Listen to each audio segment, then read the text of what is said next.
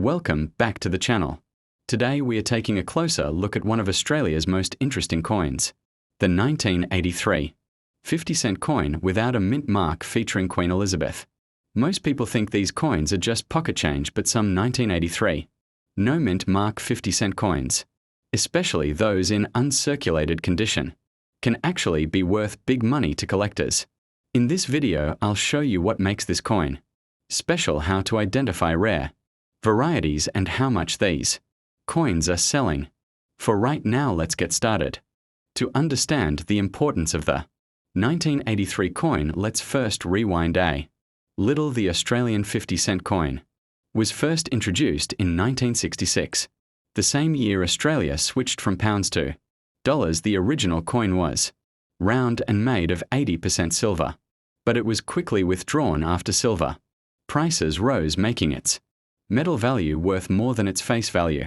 In 1969, the 12-sided Cupro nickel version we use today was released, designed by the brilliant artist Stuart Devlin, often called the goldsmith to the Queen.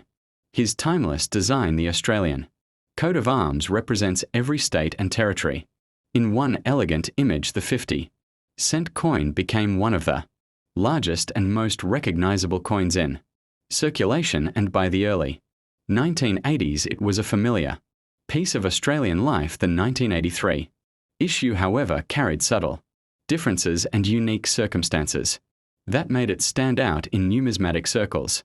By 1983, Australia's coinage production was fully modernised, with the Royal Australian Mint in Canberra at the heart of operations. That year, millions of 50-cent coins were struck for circulation, and unlike some earlier issues such as the 1981 coins that were also produced overseas in Canada and the UK, all 1983 50-cent pieces were believed to have been minted domestically in Canberra. However, what makes this year noteworthy isn't a special commemorative design or a change in metal composition, but rather its lack of a mint mark. The Royal Australian Mint typically does not place mint marks on regular circulation coins, but it occasionally uses them on collector or commemorative issues. The 1983 50-cent coin, with its clean design and lack of any mint mark, stands as a pure representation of Australian minting craftsmanship during that era. Elegant, consistent, and nationally produced, the 1983 Australian 50-cent coin continues Stuart Devlin's celebrated design.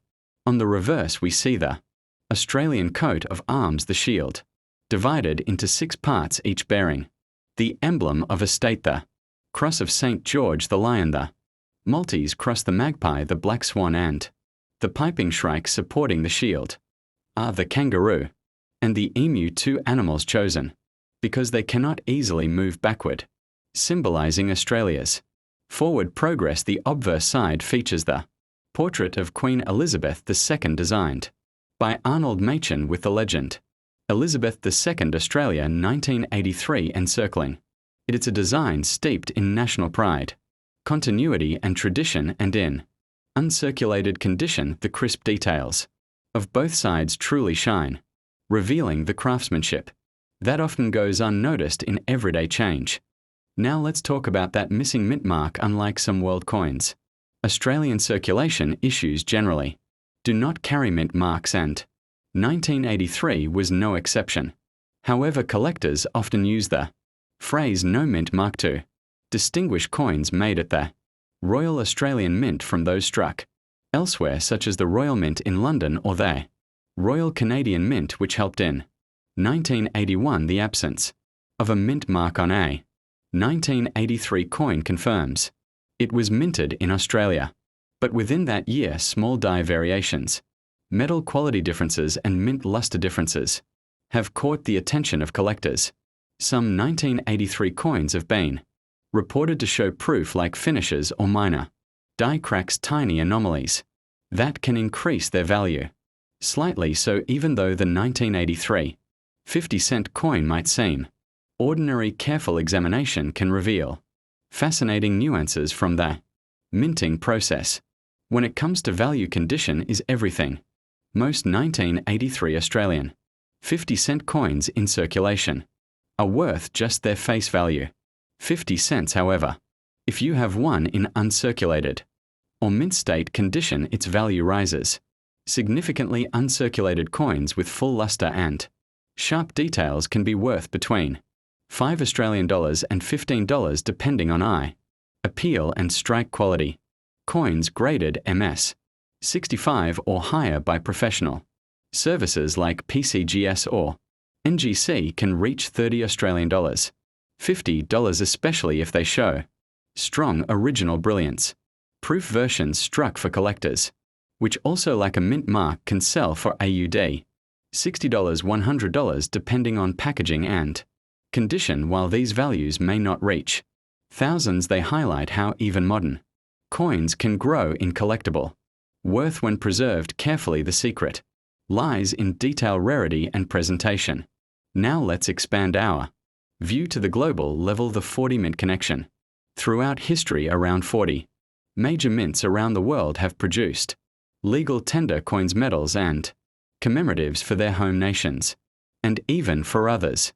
The Royal Australian Mint in Canberra is one of these elite institutions. Since opening in 1965, it has produced not just coins for Australia but also for countries across the Pacific and Southeast Asia. It has collaborated with mints such as London, Ottawa, Pretoria, and Singapore, sharing techniques, equipment, and artistry. This interconnected network of mints forms what collectors often call the World Mint family. When you look at your 1983 Australian 50-cent coin, you're not just seeing Australian currency, you're holding a product of international craftsmanship that connects to centuries of minting heritage across more than 40. Coin collecting has evolved dramatically since the 1980s. Back then, few people thought to keep modern circulating coins in pristine condition. Today, collectors recognize the importance of preserving coins from every decade, especially those representing milestones in a monarch's reign. With the passing of Queen Elizabeth II in 2022 and the upcoming changes in portraiture to feature King Charles, 3 coins like the 1983 50-cent piece bearing the second definitive portrait of the late Queen are gaining sentimental and historical value. Collectors now seek out complete year sets in uncirculated condition, and as these sets become scarcer, individual coins from them, like the 1983 50-cent, increase in value. It's a perfect time to check your collection storage boxes or even old mint rolls for uncirculated examples that have quietly become more collectible. If you have a 1983 50-cent coin that appears uncirculated, here's how to confirm and protect it. Hold it under bright natural light. An uncirculated coin will display full mint luster that rotates in a cartwheel effect. When tilted, there should be no signs of wear on the queen's cheek or the kangaroo's leg, and the edges should remain sharp to preserve it. Always handle by the rim. Use cotton gloves and store it in an airtight capsule or coin flip. Avoid cleaning it. Cleaning removes metal layers and permanently reduces value for serious collectors. Consider grading by PCGS, NGC, or an ANDS accredited Australian dealer. Documentation will certify authenticity and grade, ensuring your coin's value is recognized in the global market.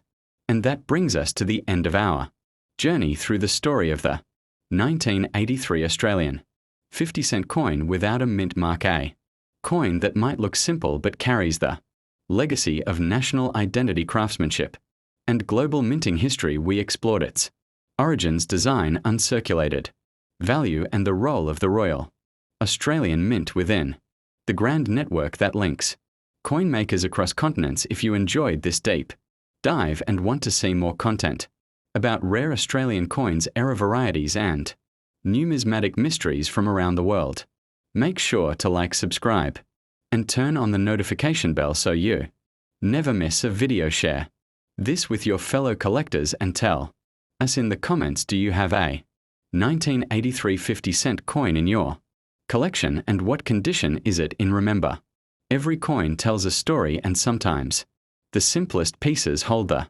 Richest history. Thanks for watching.